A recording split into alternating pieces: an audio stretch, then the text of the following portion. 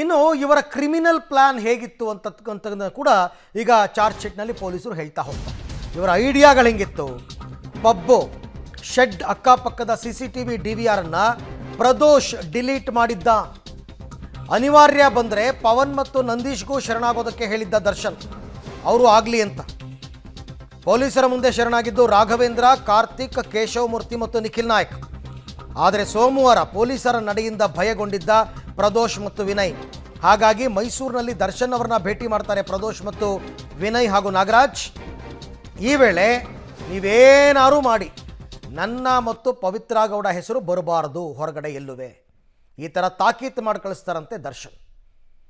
ಅದಕ್ಕೆಲ್ಲ ಡಾಕ್ಯುಮೆಂಟ್ಸ್ ಇದೆ, ಎವಿಡೆನ್ಸ್ ಇದೆ.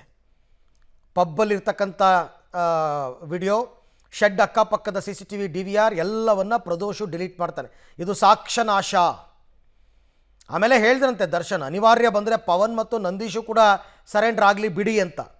ಆ ಸಂದರ್ಭ ಬರಲಿಲ್ಲ, ಇವ್ರು 3 ಜನನೇ ತಗ್ಲಾಕೊಂಡ್ರು ಬಿಡಿ. ಪೊಲೀಸರ ಮುಂದೆ ಶರಣಾಗಿದ್ದವರು ರಾಘವೇಂದ್ರ, ಕಾರ್ತಿಕ್, ಕೇಶವಮೂರ್ತಿ ಮತ್ತು ನಿಖಿಲ್. ಆದರೆ ಸೋಮವಾರ ಪೊಲೀಸರು ಏನು ಸ್ಟೆಪ್ ತಗೊಂಡ್ರು, ತೀರಾ ದರ್ಶನನ್ನೇ ಅರೆಸ್ಟ್ ಮಾಡೋ ಹಂತಕ್ಕೆ ಹೋಯ್ತಲ್ಲ.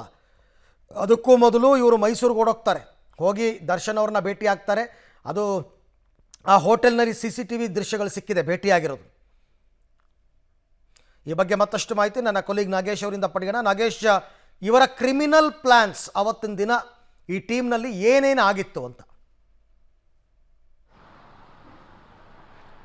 ಅರವಿಂದ್, ರೇಣುಕಾಸ್ವಾಮಿ ಹತ್ಯೆ ಬಳಿಕ ಆತನ ಹತ್ಯೆ ಸಂಪೂರ್ಣ ಸಂಚನ್ನು ಮುಚ್ಚಿ ಹಾಕಲಿಕ್ಕೆ ಸಾಕಷ್ಟು ಪ್ಲಾನನ್ನು ಮಾಡ್ಕೊಂಡಿದ್ರು ಅನ್ನುವಂಥ ವಿಚಾರವನ್ನು ಚಾರ್ಜ್ ಶೀಟಲ್ಲಿ ಉಲ್ಲೇಖವನ್ನು ಮಾಡಿರುವಂಥದ್ದು.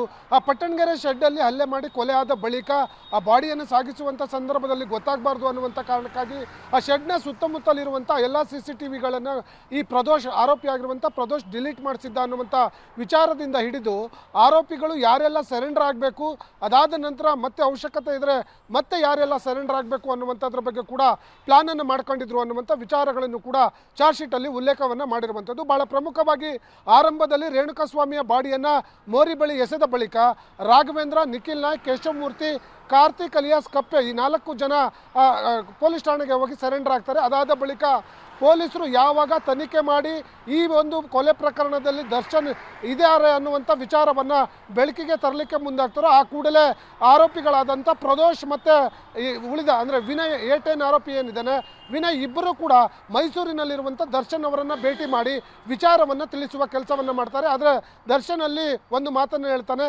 ಯಾವುದೇ ಕಾರಣಕ್ಕೂ ಈ ಪ್ರಕರಣದಲ್ಲಿ ನನ್ನ ಹೆಸರು ಮತ್ತು ಪವಿತ್ರ ಗೌಡ ಹೆಸರು ತಳಕು ಹಾಕೋಬಾರ್ದು, ಆ ವಿಚಾರವನ್ನು ಬೆಳಕಿಗೆ ಬರದಂತೆ ಮುಚ್ಚಾಕಿ ಅನ್ನುವಂಥ ಸಲಹೆಯನ್ನು ಕೊಟ್ಟು ಕಳಿಸ್ತಾನೆ. ಜೊತೆಗೆ ಅವಶ್ಯಕತೆ ಬಂದಂಥದ್ದಲ್ಲಿ ಆರೋಪಿಗಳಾದ ನಂದೀಶ್ ಸೇರಿದಂತೆ ಇಬ್ಬರು ಮತ್ತೆ ಆ ಸರೆಂಡರ್ ಆಗಲಿಕ್ಕೆ ಸೂಚನೆಯನ್ನು ಕೊಟ್ಟಿರ್ತಾರೆ. ಆದರೆ ಪೊಲೀಸರು ಇವರ ಪ್ಲಾನನ್ನು ಸಂಪೂರ್ಣವಾಗಿ ಉಲ್ಟಾ ಮಾಡ್ತಾರೆ.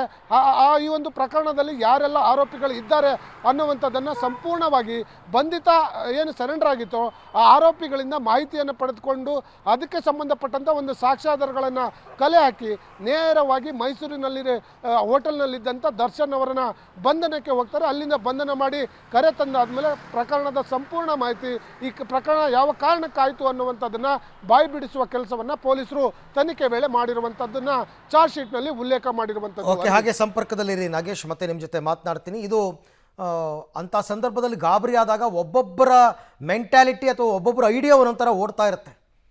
ಹಾಗೆ ಮಾಡ್ಬೋಣ, ಹೀಗೆ ಮಾಡ್ಬೋಣ ಅಂತ ಎಲ್ಲರೂ ಐಡಿಯಾ ಕೊಟ್ಟಾಗ ಯಾವುದೋ ಒಂದು ಸರಿ ಹೋಗ್ಬೋದು. ಬಟ್ ಇವರು ಗಾಬರಿ ಆಗಿದ್ದರು. ರೇಣುಕಾಸ್ವಾಮಿ ಸತ್ತ ನಂತರ ಹೋಲ್ ಟೀಮ್ ಗಾಬರಿ ಆಗಿದ್ದಂತೂ ನಿಜ. ಯಾಕೆ ಅಂತಂದರೆ ಅವರು ಅಲ್ಲಿ ಮಾಡಿರ್ತಕ್ಕಂಥ ಎಡವಟ್ಟುಗಳು, ಅವರು ಬಿಟ್ಟಿರ್ತಕ್ಕಂಥ ಸಾಕ್ಷ್ಯಗಳು, ಇದೆಲ್ಲವನ್ನು ನೋಡ್ತಾ ಹೋದರೆ ಖಂಡಿತವಾಗಿ ಅವರು ಗಾಬರಿ ಆಗಿದ್ದಾರೆ.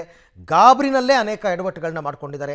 ಪೊಲೀಸರು ಅವರು ಮಾಡಿರ್ತಕ್ಕಂಥ ಎಲ್ಲ ಎಡವಟ್ಟನ್ನು ಅಥವಾ ಇವರೆಲ್ಲ ಲೂಪ್ ಹೋಲ್ಸನ್ನು ಒಂದೊಂದಾಗಿ ಹೆಕ್ಕಿ ತೆಗೆದಿದ್ದಾರೆ.